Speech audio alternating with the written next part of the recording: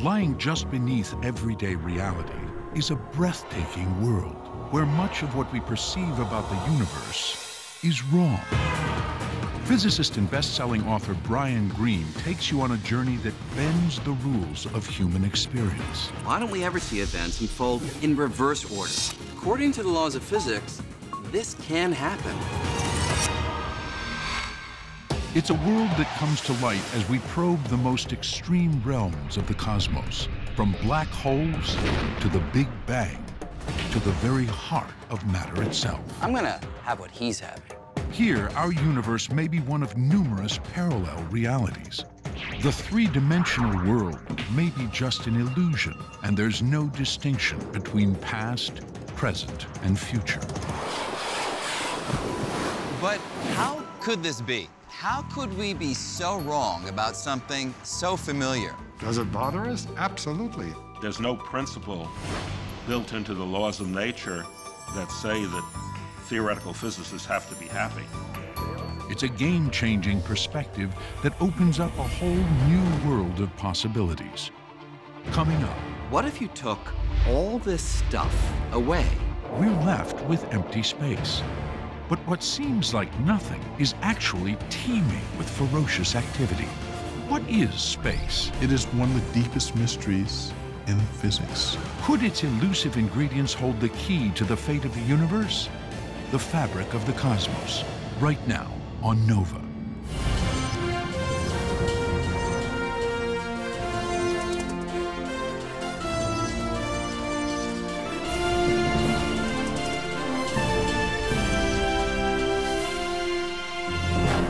Major funding for NOVA is provided by the following: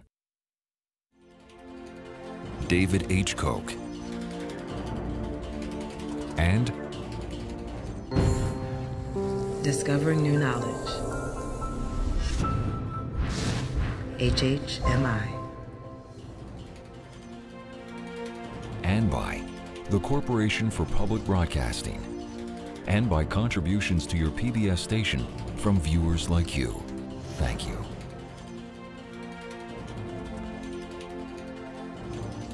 Major funding for the fabric of the cosmos is provided by the National Science Foundation, where discoveries begin.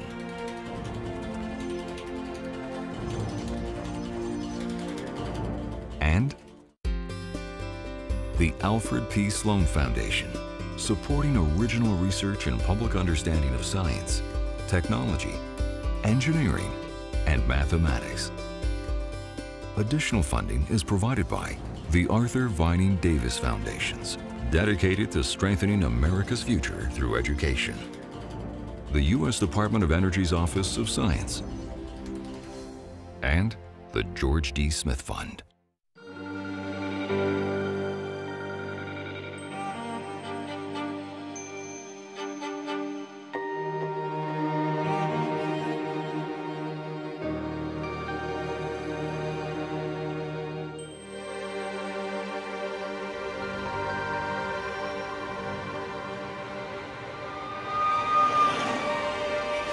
We think of our world as filled with stuff,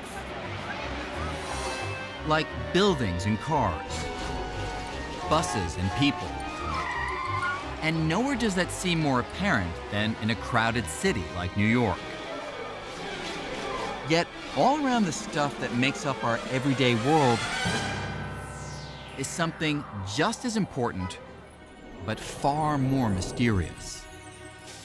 The space in which all this stuff exists. To get a feel for what I'm talking about, let's stop for a moment and imagine. What if you took all this stuff away? I mean all of it. The people, the cars and buildings, and not just the stuff here on Earth, but the Earth itself. What if you took away all the planets, stars, and galaxies, and not just the big stuff, but tiny things down to the very last atoms of gas and dust? What if you took it all away? what would be left? Most of us would say nothing, and we'd be right. But strangely, we'd also be wrong. What's left is empty space, and as it turns out, empty space is not nothing. It's something. Something with hidden characteristics as real as all the stuff in our everyday lives. In fact, space is so real, it can bend. Space can twist.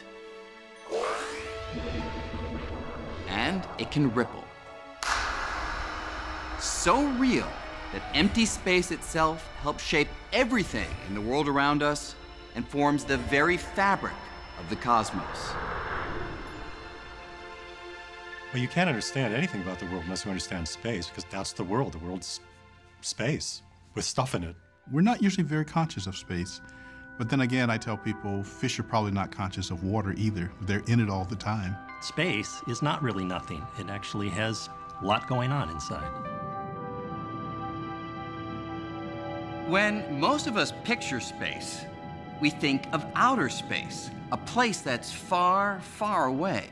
But space is actually everywhere. You could say it's the most abundant thing in the universe. Even the tiniest of things, like atoms, the basic ingredient in you and me and everything else we see in the world around us, even they are almost entirely empty space. In fact, if you removed all the space inside all the atoms making up the stone, glass, and steel of the Empire State Building, you'd be left with a little lump about the size of a grain of rice, but weighing hundreds of millions of pounds. The rest is only empty space. But what exactly is space? I can show you a picture of Spain, of Napoleon, of my Uncle Harold. But space, it looks like this. Nothing. So how do you make sense of something that looks like nothing? Why is there space rather than no space? Why is space three-dimensional? Why is space big? We have a lot of room to move around in. How come it's not tiny? We have no consensus about these things. What is space? We actually still don't really know. It is one of the deepest mysteries in physics. Fortunately, we're not completely in the dark. We've been gathering clues about space for centuries. Some of the earliest came from thinking about how objects move through space. To get a feel for this, take a look at that skater. As she glides across the rink, she's moving in relation to everything around her, like the ice. And when she goes into a spin, not only can she see that she's spinning, she can also feel it. Because as she spins, she feels her arms pulled outward. But now let's imagine that you could take away all the stuff around her, from the rink to the most distant galaxies. So the only thing left is the skater spinning in completely empty space. If the skater still feels her arms pulled outward, she'll know she's spinning. But if empty space is nothing, what is she spinning in relation to? Imagine you're that skater. When you look out, you don't see anything. It's just uniform, still blackness all around you. And yet, your arms are being pulled outwards. So you say to yourself, what could I be spinning with respect to? Is there something out there that I'm not seeing? Trying to answer questions like these, scientists came up with a bold new picture of space. And the key was to make something out of nothing.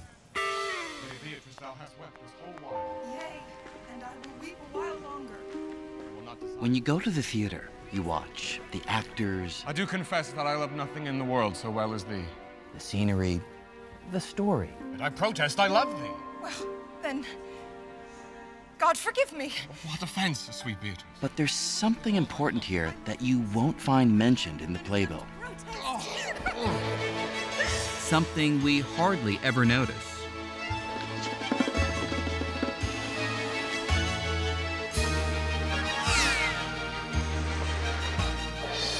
The stage. It's an absolutely vital part of the show, and yet most of us, we don't even give it a second thought. But Isaac Newton, he did. This is how the father of modern science pictured space, as an empty stage. To Newton, space was the framework for everything that happens in the cosmos, the arena within which the drama of the universe plays out. And Newton's stage was passive, absolute, eternal, and unchanging. The action couldn't affect the stage, and the stage couldn't affect the action. By picturing space in this way, Newton was able to describe the world as no one had ever done before.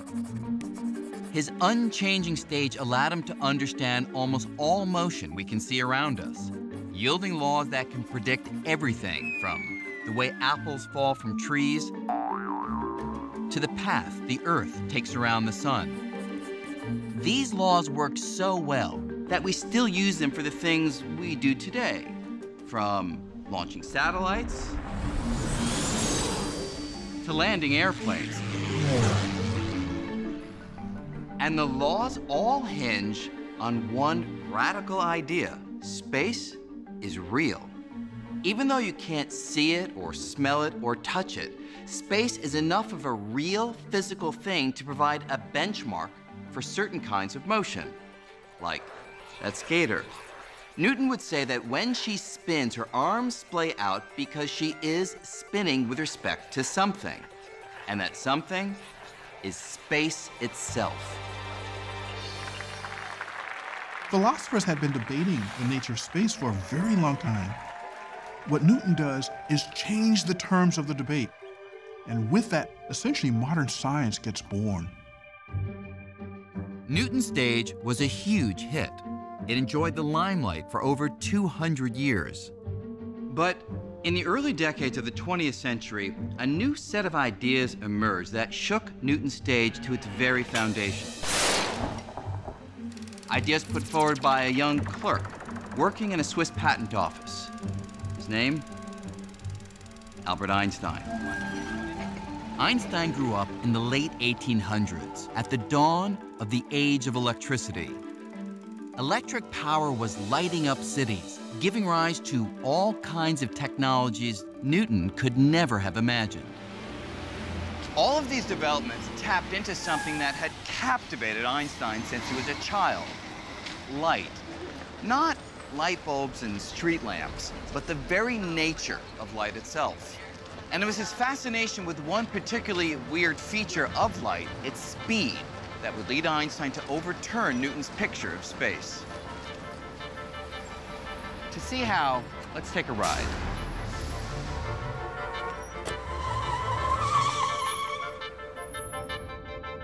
Right now, we're traveling at about 20 miles per hour. And to go faster, all the driver needs to do is step on the gas, and the cab speed changes. Now, you can feel that change, but you can also see it on the cab speedometer or on one of those radar speed signs. Okay, you can slow it down now. But now imagine that instead of measuring the speed of the cab, you have a radar sign that measures the speed of the light coming off its headlights. That sign would measure the light traveling at an astounding 671 million miles an hour. Now, when the cab starts moving, you'd think that the speed of the light would increase by the same amount as the car. After all, you'd think that the moving cab would give the light an extra push. But surprisingly, that's not what happens.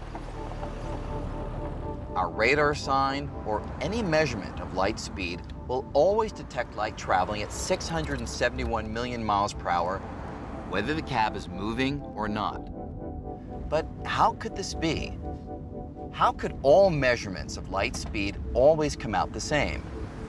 If you're running at a wall, it's coming at you faster than if you're standing still with respect to that wall. But that's not true with light. The speed of light is the same for everybody. That's really extraordinary. So here's how Einstein made sense of this extraordinary puzzle. Knowing that speed is just a measure of the space that something travels over time, Einstein proposed a truly stunning idea: that space and time could work together, constantly adjusting by exactly the right amount, so that no matter how fast you might be moving when you measure the speed of light, it always comes out to be 671 million miles per hour. To respect that absolute quality about light, time had to cease to be absolute, space had to cease to be absolute, and those two had to become relative in such a way that they slosh between each other. If space and time being flexible sounds unfamiliar, it's only because we don't move fast enough in everyday life to see it in action. But if this cab could move near the speed of light, the effects would no longer be hidden. For example, if you were on a street corner as I went by close to the speed of light, you'd see space adjusting so that my cab, it would appear just inches long. And you'd also hear my watch ticking off time very slowly. But from my perspective, inside the cab, my watch would be ticking normally, and space in here would appear as it always does. But when I look outside the cab, I'd see space wildly adjusting, all to keep the speed of light constant. So with Einstein, time and space are no longer rigid and absolute. Instead, they meld together with motion, forming a single entity that came to be called space-time. I think as we live our life every day, we live with a Newtonian picture of space and time. It's something that we're comfortable with. But Einstein was able to make reason conquer sense. And that really was the genius of Einstein.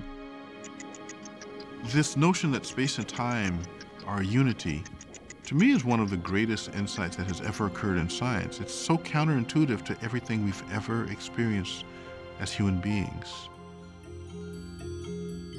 And in the hands of Albert Einstein, this new picture of space would solve a deep mystery having to do with the most familiar force in the cosmos: gravity.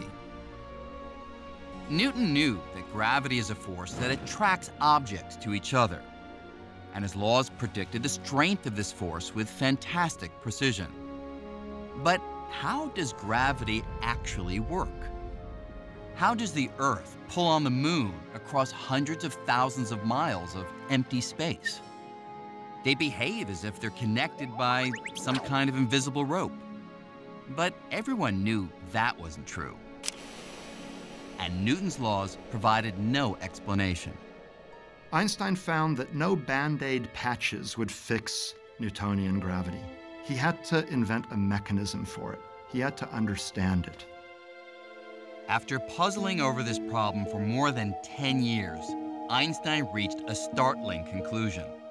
The secret to gravity lay in the nature of space-time. It was even more flexible than he had previously realized. It could stretch like an actual fabric. This was a truly radical break from Newton. Think of this table as space-time, and think of these balls as objects in space. Now, if space-time were nice and flat, like the surface of this table, objects would travel in straight lines. But if space is like a fabric that can stretch and bend, well, this may seem a little strange. But watch what happens if I put something heavy on the stretchy space-time fabric.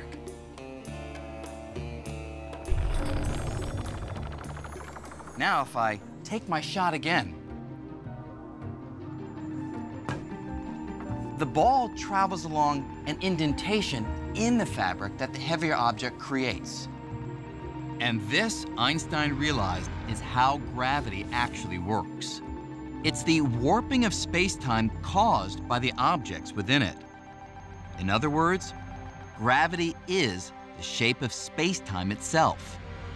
The moon is kept in orbit not because it's pulled to the Earth by some mysterious force, but rather because it rolls along a curve in the space-time fabric that the Earth creates. With Einstein, space became not only real, but flexible. So suddenly space had properties, suddenly space had curvature, suddenly space had a flexible kind of geometry, almost like a rubber sheet. It opens up a whole new way of thinking about reality that describes the entire universe. Einstein becomes Einstein because of that observation. Where Newton saw space as passive, Einstein saw it as dynamic. It's interwoven with time and it dictates how things move. So, after Einstein, space can no longer be thought of as a static stage. It's an actor, and it plays a leading role in the cosmic drama.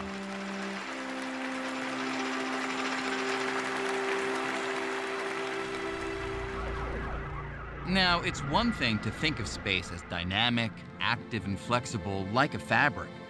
But is it really? Is this just a metaphor, or does it actually describe what space is? Well, Einstein's theory predicts that one way to find out would be to take a little journey to the edge of a black hole. Black holes are collapsed stars, massive objects crushed to a fraction of their original size. Gravity around them is so strong that, according to Einstein's math, a spinning black hole can literally drag space along with it, twisting it like an actual piece of cloth. The nearest black hole is trillions of miles away, making it a challenge to test this prediction. But in the late 1950s, a physicist named Leonard Schiff began searching for a way to test Einstein's ideas about space much closer to home. Schiff was inspired by something we usually think of as a child's toy, a gyroscope. He thought that if space really twists, like a fabric, a gyroscope might allow him to detect it. It was a strange idea, and he chose a strange place to share it with the world. The faculty's swimming pool at Stanford. Here, in 1959, Schiff met with two colleagues, William Fairbank and Bob Cannon. He was excited about an ad he'd seen for a high-tech gyroscope. Though it looked different, it basically worked the same as the child's toy. Then and there, the three decided to launch a device like this into orbit around the Earth. Normally, a gyroscope's axis points in a fixed direction. But if Earth is actually dragging space, then the gyroscope's axis would be dragged along with it, shifting its orientation in a way that could be measured. It was a brilliantly simple plan. There was just one problem. Einstein's theories predict that the Earth's rotation twists space by only a tiny amount. An amount so small, it would be like trying to measure the height of a penny from 62 miles away. The team spent more than 2 years trying to figure out how to make such a precise measurement. They finally devised a plan to attach 4 freely floating gyroscopes to a telescope aimed at a distant star. If space twists, then over time the gyroscopes would no longer point at the star, since they'd get caught up in the swirl of space. And in 1962, they applied to NASA for a grant, requesting around $1 million for what would come to be called Gravity Probe B. Members of the team originally thought the project would take about 3 years. They were just a little optimistic. With an ever-growing team, Gravity Probe B became one of the longest-running experiments in history. Decade after decade was spent trying to realize the original vision, which meant launching a telescope into space and building gyroscopes that were among the smoothest objects ever created. The technology is just frightening. It was like the carrot on the front of the mule. It was like it was always 5 to 10 years away when we could do this. And it was 5 to 10 years away for about 35 years. Consuming more than 4 decades and $750 million, the project was nearly canceled by NASA 9 times. 10, 9, Finally, in April of 2004, the team gathered to witness the launch.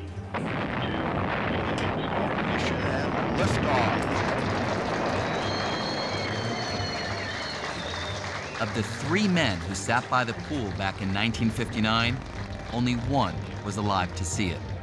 And there we were, watching. It's a terribly exciting moment in your life. Just a thrilling experience. It was flawless. 10,000 things did not go wrong.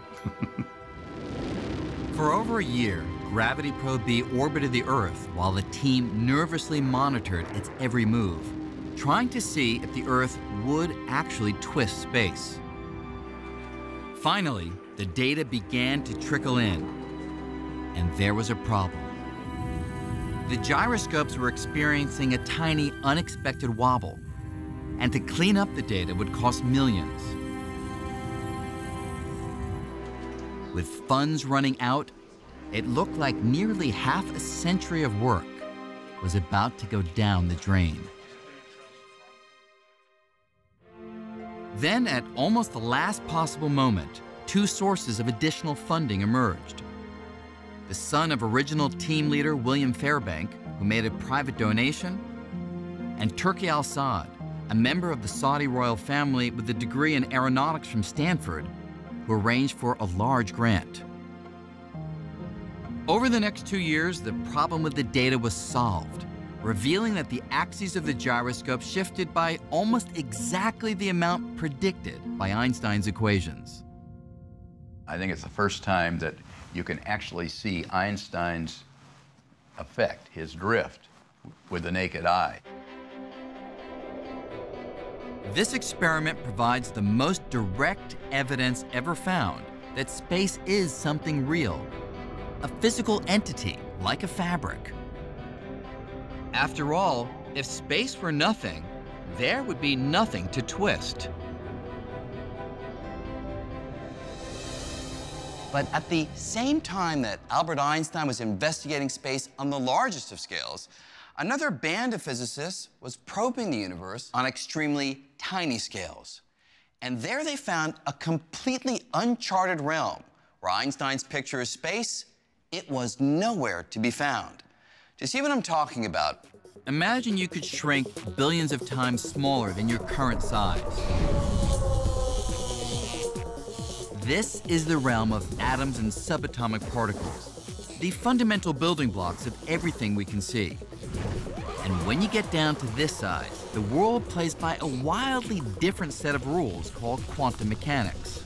According to these rules, even if you try to remove every last atom and particle, you'd find that empty space is still far from empty. In fact, it's teeming with activity. Particles are constantly popping in and out of existence. They erupt out of nothingness, quickly annihilate each other, and disappear. In quantum mechanics, empty space is not that empty. It's full of fluctuating fields, full of all sorts of jittery things going on. It's a place where particles are constantly fluctuating and annihilating each other and being created again and annihilating. It's a place of chaos and bubbling. While the theory predicted this, it wasn't until 1948 that a scientist named Hendrik Casimir suggested that even though we can't see these particles, they should cause empty space to do something we can see. And he predicted that if you take 2 ordinary metal plates and place them extremely close together, say closer together than the thickness of a sheet of paper, then particles with certain energies would be excluded because, in some sense, they wouldn't fit between the plates. With more of this frenetic activity outside the plates than inside, Casimir thought the plates would be pushed together by what we usually think of as empty space. And some years later, when the experiment was done,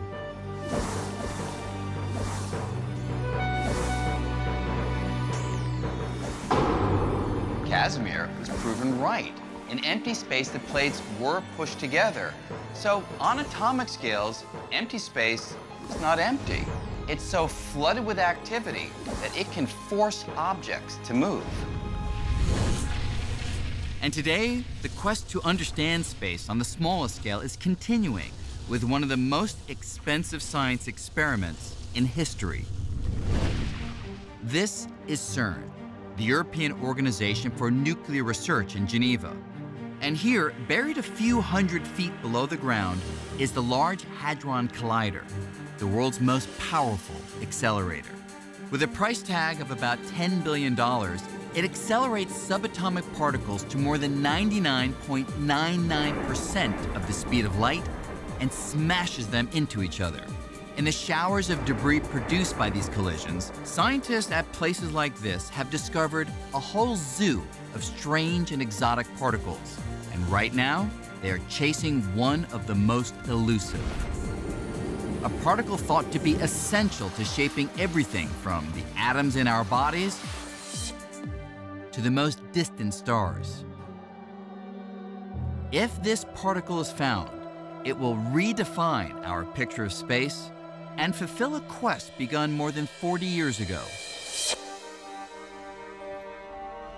It all started in 1964 when a young English physicist named Peter Higgs suggested something about space that was so radical it nearly ruined him.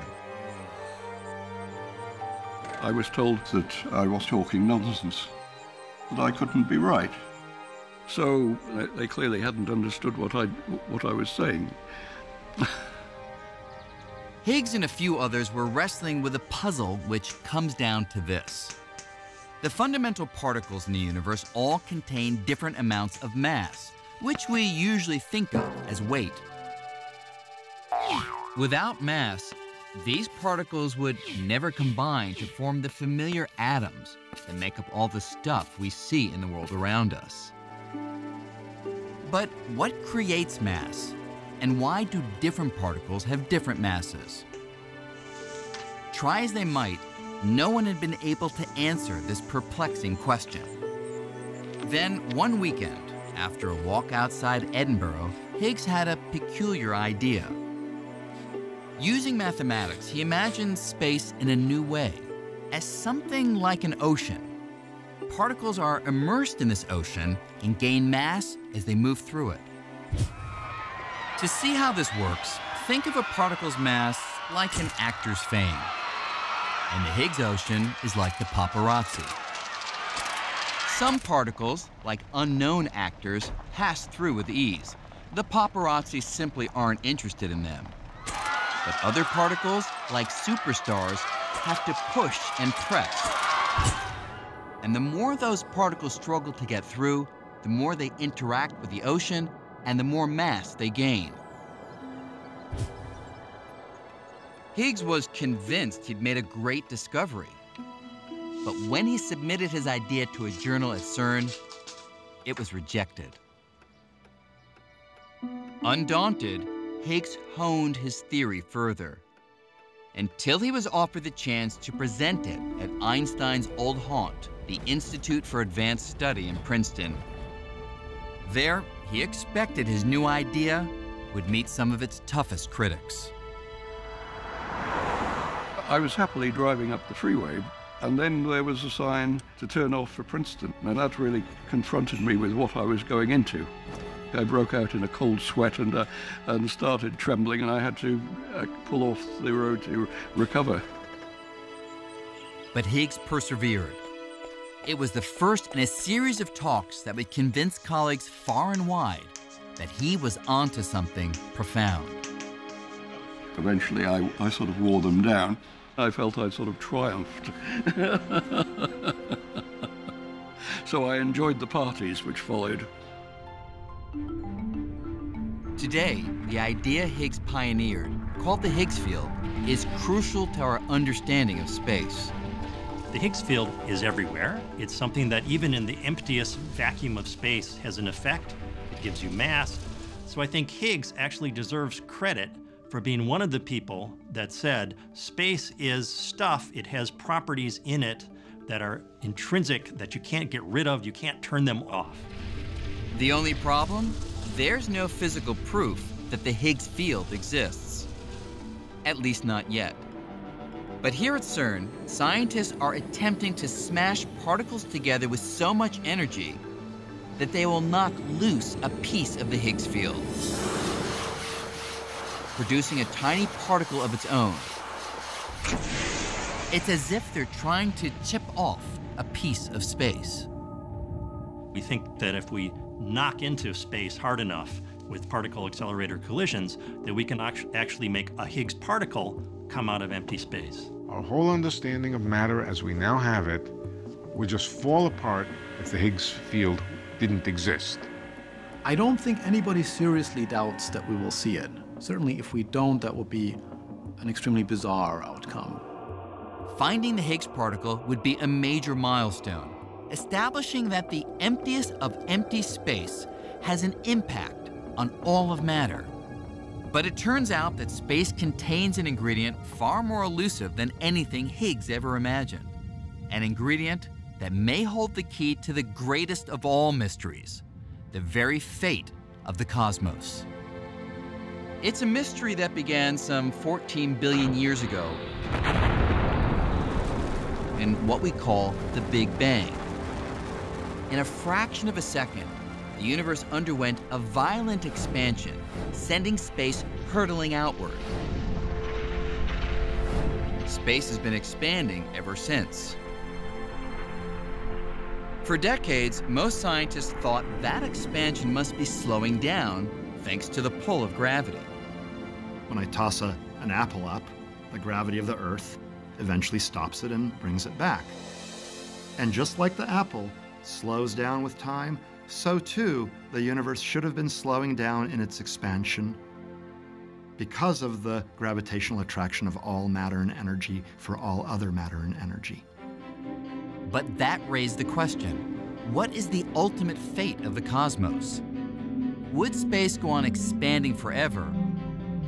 Or would gravity eventually stop space from expanding, causing it to collapse back on itself in a big crunch? To solve this mystery, two teams of astronomers set out to measure the slowing of the expansion using a novel tool: exploding stars called supernovas. So a supernova is a star that ends its life in a massive explosion. They're extremely luminous. They can be as bright as 1 billion suns. What makes supernova great is that they're very similar when they explode. They all get to about the same brightness and then they fade away in just about the same way. Because the explosions are so bright and uniform, the teams reasoned that these supernovas would act as very precise cosmic beacons, allowing them to track how the expansion of space has slowed over time. The trouble is, supernovas are extremely rare. To find enough of them, Perlmutter spent years calling astronomers around the globe, begging for time on their telescopes. We needed the biggest telescopes in the world. We needed perfect conditions. And in those perfect conditions, I would be calling people up at the middle of their night when they're trying to do some serious work, and I'd be saying, I know that you have a very busy schedule, but by any chance, if you could just squeeze in this half-hour observation, it would really be very interesting to us. When they finally had enough data to chart how much the pull of gravity was slowing the expansion of the universe, they were in for a surprise. The results looked a little bit strange. They didn't really show any slowing of the universe at all. Very surprising. Actually, a universe that's actually speeding up. It was as though space, which we really thought was nothing, actually had an inherent springiness to it. And so space did not want to be compressed. Space actually wants to push the universe apart. It looked like the universe was expanding faster and faster with time, accelerating rather than decelerating. My immediate response was, I have to figure out why this is wrong. This can't be right. But it was right, and most scientists converged on one explanation. There's something that fills space and counteracts the pull of ordinary attractive gravity, pushing galaxies apart and stretching the very fabric of the cosmos. This mysterious substance filling space has been dubbed dark energy, and it's turned our picture of the universe upside down. Over the largest distances, dark energy dominates the contents of the universe, and we don't know what it is. If you do sort of a survey, a census of all the energy in the universe, dark energy turns out to be about 70% of the universe. And up until a decade ago, nobody imagined such stuff even existed. So in essence, the weight of empty space itself is 70% of the weight of the entire universe. That's roughly the same percentage of Earth's surface that's covered by water. Imagine we didn't know what water is. That's where we stand with dark energy. We're really clueless about how to explain it. We have all of this fancy scientific apparatus of quantum mechanics and relativity and particle physics that we've developed in the last 100 years, and none of that works to explain dark energy. And the discovery of dark energy held another surprise. The idea that the universe contains such an ingredient had actually been cooked up 80 years earlier. I'll let you in on a little secret. Although he didn't call it dark energy, long ago Albert Einstein predicted that space itself could exert a force that would drive galaxies apart. You see, shortly after discovering his general theory of relativity, his theory of gravity, Einstein found that, according to the mathematics, the universe would either be expanding or contracting, but it couldn't hover at a fixed size. This was puzzling because before they knew about the Big Bang, most scientists, including Einstein, pictured the universe as static, eternal and unchanging. When Einstein's equations suggested an expanding or contracting universe, not the static universe everyone believed in, he had a problem. So Einstein went back to his equations and modified them to allow for a kind of anti-gravity that would infuse space with an outward push, counteract an usual inward pull of gravity, allowing the universe to stand still. He called the modification the cosmological constant. Adding the cosmological constant rescued his equations. But the truth is, Einstein had no idea if this outward push or anti-gravity really existed. The introduction of the cosmological constant by Einstein was not a very elegant solution to try to find what he was looking for, a stationary universe. It achieves this effect of anti-gravity. It says that gravity sometimes can behave in such a way as not to pull things together, but to push things apart. Like the clash of two titans, the cosmological constant and the pull of ordinary matter could hold the universe in check and keep it static. But about a dozen years later, the astronomer Edwin Hubble discovered the universe is not static. It's expanding due to the explosive force of the Big Bang 14 billion years ago. That meant Einstein's original equations no longer had to be altered. And so suddenly, the need for a cosmological constant went right out the window.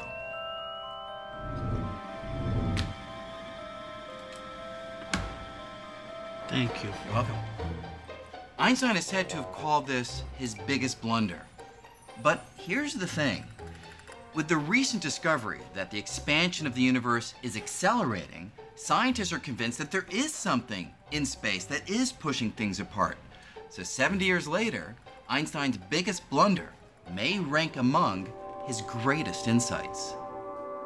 It was something that nobody else was thinking about. But it might be that Einstein's cosmological constant is the key to understanding the expansion of the universe as we see it today. Though no one knows what dark energy actually is, it raises an astounding and troubling possibility. Einstein pictured the strength of his anti-gravity as constant. But is the strength of dark energy constant?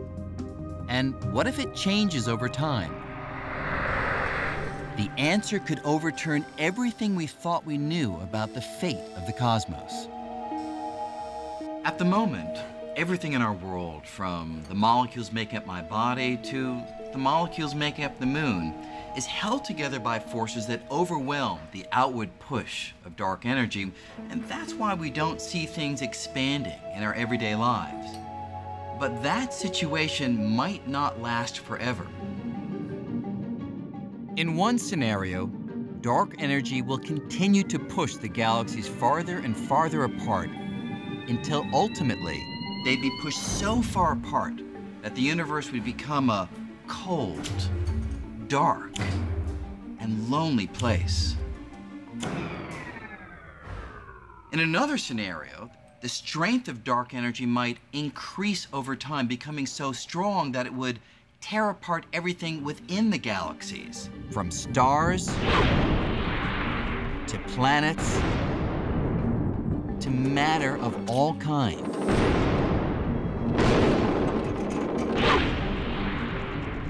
If the dark energy grows with time, then ultimately even atoms will get ripped apart when there's enough dark energy between the nuclei and the electrons to rip space apart.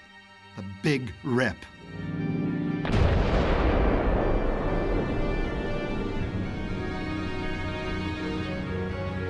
Our picture of space has gone through a remarkable transformation.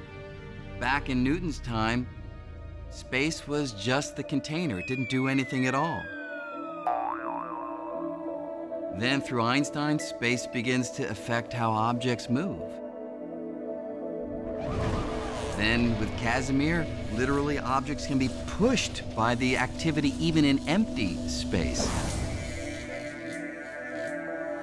And now through the ideas of Higgs and dark energy, the very expansion of the universe may be coming from the energy of empty space itself. I don't think anybody would have thought that space would have this kind of rich and profound impact on the nature of reality.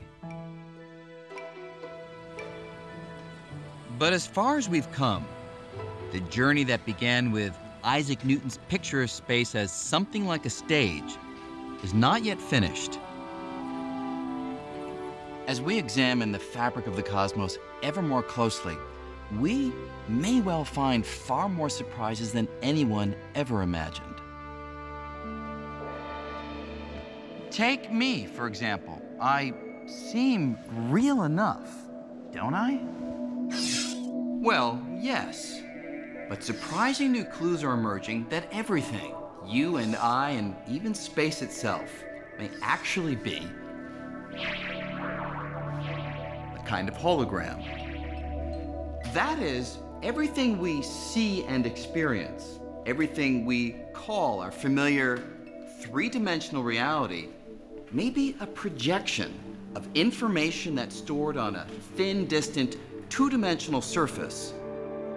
Sort of the way the information for this hologram is stored on this thin piece of plastic. Now, holograms are something we're all familiar with, from the security symbol you find on most credit cards. But the universe is a hologram? That's one of the most drastic revisions to our picture of space and reality ever proposed. And the evidence for it comes from some of the strangest realms of space, black holes. This is a real disconnect, and it's very hard to get your head around. Modern ideas coming from black holes tell us that reality is two-dimensional, that the three-dimensional world, the full-bodied three-dimensional world, is a kind of image of a hologram on the boundary of the region of space. This is a very strange thing. When I was a younger physicist, I would have thought any physicist who said that was absolutely crazy. Here's a way to think about this. Imagine I took my wallet and threw it into a black hole. What would happen? We used to think that since nothing, not even light, can escape the immense gravity of a black hole, my wallet would be lost forever. But it now seems that may not be the whole story. Recently, scientists exploring the math describing black holes made a curious discovery. Even as my wallet disappears into the black hole, a copy of all the information it contains seems to get smeared out and stored on the surface of the black hole, in much the same way that information is stored in a computer. So, in the end, my wallet exists in two places. There's a three-dimensional version that's lost forever inside the black hole, and a two-dimensional version that remains on the surface as information. The information content of all the stuff that fell into that black hole can be expressed entirely in terms of just the outside of the black hole. The idea then is that you can capture what's going on inside the black hole by referring only to the outside. And in theory, I could use the information on the outside of the black hole to reconstruct my wallet. And here's the truly mind-blowing part. Space within a black hole plays by the same rules as space outside a black hole or anywhere else.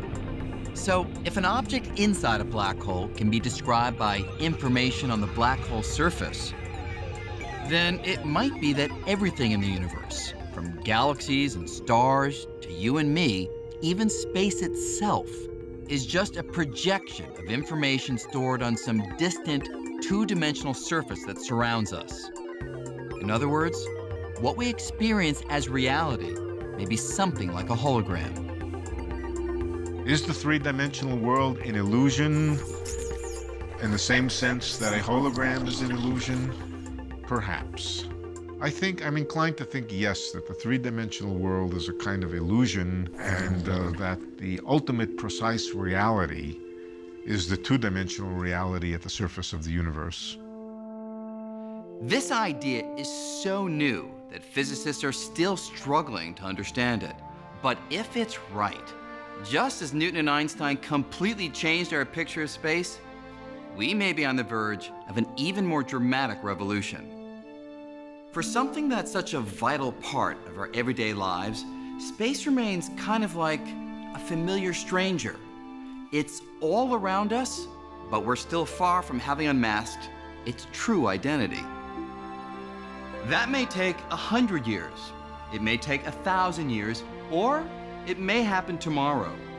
But when we solve that mystery, we'll take a giant step toward fully understanding the fabric of the cosmos.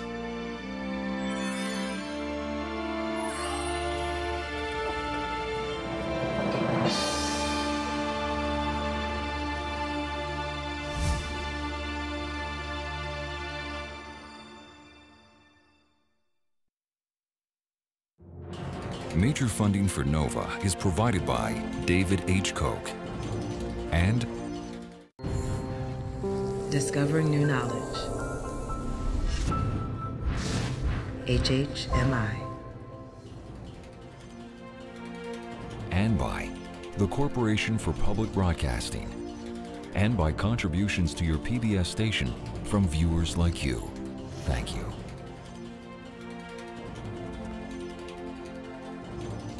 Major funding for the fabric of the cosmos is provided by the National Science Foundation, where discoveries begin.